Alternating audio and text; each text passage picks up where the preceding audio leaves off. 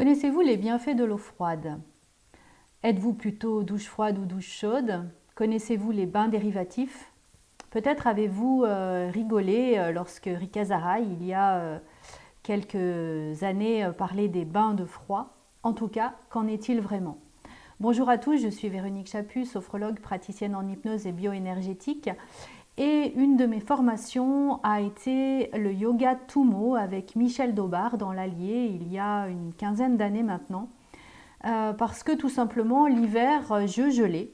J'avais les vaisseaux qui gelaient et qui éclataient dès que j'allais à l'eau chaude. Donc je me suis intéressée en tout cas à ce yoga du froid. Michel Daubard est le spécialiste. C'est un des yogis qui est capable de rester pendant plus d'1h10, 1h15 je crois, à -20, assis dans la neige, sans aucune brûlure, sans aucun effet secondaire. Donc bien sûr, il a une grande maîtrise de sa respiration et de sa chaleur intérieure, en tout cas par des respirations.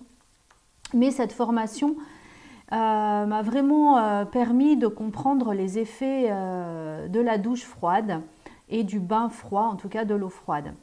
Plus récemment, vous avez Wim Hof qui en parle, et puis on sait que certains sportifs, de nombreux sportifs même, prennent des bains glacés, voire se plongent pendant 2 ou 3 minutes dans de la cryo, c'est-à-dire du froid à -140. Alors, comment maîtriser ces effets du froid? Comment pouvoir réaliser ça? Voilà quelques bienfaits en tout cas. Déjà, on sait que le froid, c'est bon pour la circulation sanguine. Pourquoi? Tout simplement parce que le froid va créer une vasoconstriction des vaisseaux et le corps va par la suite, pour pouvoir réagir, créer une vasodilatation. Donc ça va permettre de drainer les différentes cellules de l'organisme et les différents tissus de l'organisme. Donc ça va être plutôt très bénéfique au niveau de la circulation. Mais ça ne s'arrête pas là. Tout simplement parce que quand il va y avoir le froid, ça va permettre une libération d'endorphines. Les endorphines sont connues pour le bien-être, donc effectivement, si vous mettez quelqu'un qui est très en colère, vous le mettez dans le froid, ou ne serait-ce que les pieds dans le froid, la colère, elle diminue instantanément. Pourquoi? Parce que ça va créer ce shoot d'endorphine qui va créer ce bienfait et qui va apaiser nos humeurs, nous rendant bien sûr de bonne humeur et créant la plénitude intérieure. C'est exactement ce que le yoga Tumo amenait, c'est-à-dire cette plénitude intérieure par ce côté spirituel. Avec cette libération d'endorphines, on voit que toutes nos douleurs vont être réduites, donc ça peut être quelque chose de très intéressant si vous souffrez. Et puis ça augmente les lymphocytes. Les lymphocytes, c'est les cellules de l'immunité. Donc plus vous allez réguler votre corps avec le froid, plus vous augmentez naturellement votre immunité. Et puis on peut avoir effectivement ce côté d'endorphine, par exemple pour les personnes qui souffrent d'angoisse, c'est quelque chose que je recommande aussi, par exemple la douche froide, tout simplement parce que avec l'endorphine, vous allez améliorer aussi votre gestion des angoisses. Donc peut-être lors d'une crise d'angoisse, allez prendre une douche froide.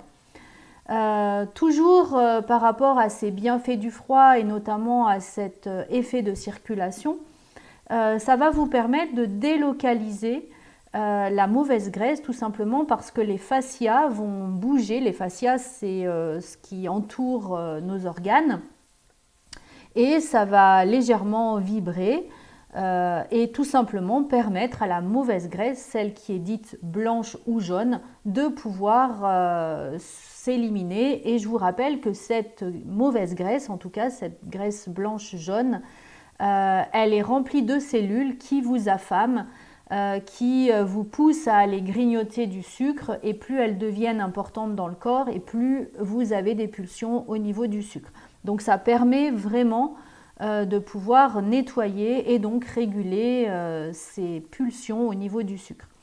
Et puis on se rend compte aussi que par exemple une douche froide le matin, Alors là, c'est peut-être selon vos croyances, vous en ferez ce que vous voudrez, mais ça permet aussi une bonne protection sur les entités, puisque la nuit, certaines croyances en tout cas, et effectivement ça va être la mienne, mais certaines croyances disent que l'on quitte notre corps physique et ça permet, quand on revient dans notre corps physique, et ben, d'en avoir bien les contours et puis de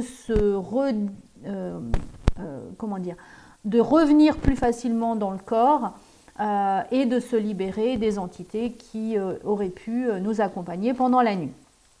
Alors, comment faire pour bénéficier de tous ces effets du froid? Si on est sur ce que Maurice Daubard m'a appris, en tout cas, c'est la nage en eau froide. Donc lui, toute l'année, il nageait dans son bassin, voire en eau extrêmement froide, puisqu'il allait aussi casser la glace ou se rouler dans la neige pour ressentir ce froid. Et là, on va y rentrer en étant vraiment sur des concentrations d'expiration. Et lorsque vous allez sortir, Michel nous proposait d'aller faire un petit footing pieds nus, c'est-à-dire se reconnecter à la terre et laisser le corps trembler et se réchauffer doucement. C'était comme ça qu'on en avait les meilleurs effets. Alors moi, je me souviens parfaitement de cette semaine et ayant du mal à rentrer dans son bassin d'eau froide, je passais sous la douche froide, c'est-à-dire qu'on commence tout doucement par les bras, on commence par les jambes et puis progressivement on va monter au niveau du ventre et au niveau du visage. Et ensuite, effectivement, on allait faire le footing. Mais déjà, cette douche froide, vous pouvez tous la faire, donc plutôt le matin. Comme ça, elle va vous permettre de vous nettoyer de tous les miasmes de la nuit. Et puis de vous permettre d'être en forme avec la bonne humeur pour pouvoir faire votre journée et apprécier tous les bienfaits de votre journée. Donc pour les plus timides, on commence tout simplement par les bras, toujours en expirant. Vous allez voir que ça devient assez confortable. Et puis on commence par les jambes, donc des pieds, et on remonte tout doucement. Vous pouvez commencer à une eau autour d'une quinzaine de degrés si vous êtes vraiment très frileux.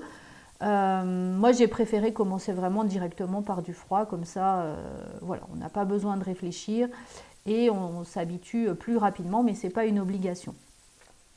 Pour ceux qui vraiment ont encore des réticences par rapport à cette douche froide, vous pouvez utiliser le bain dérivatif qui est préconisé par France Guillain.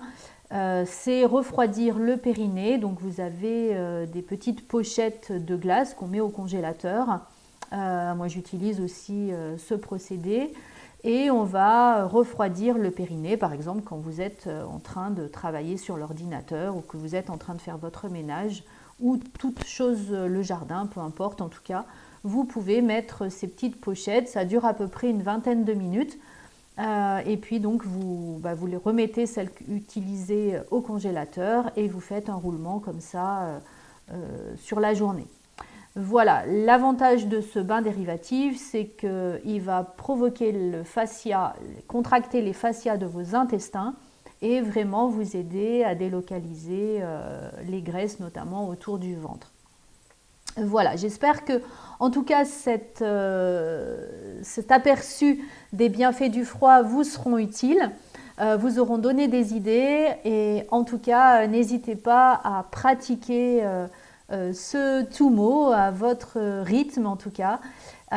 Et puis n'hésitez pas à me faire part de vos impressions, mais en tout cas moi je vous encourage vraiment parce que c'est des bienfaits inestimables que l'on a complètement gratuitement. Belle journée à tous!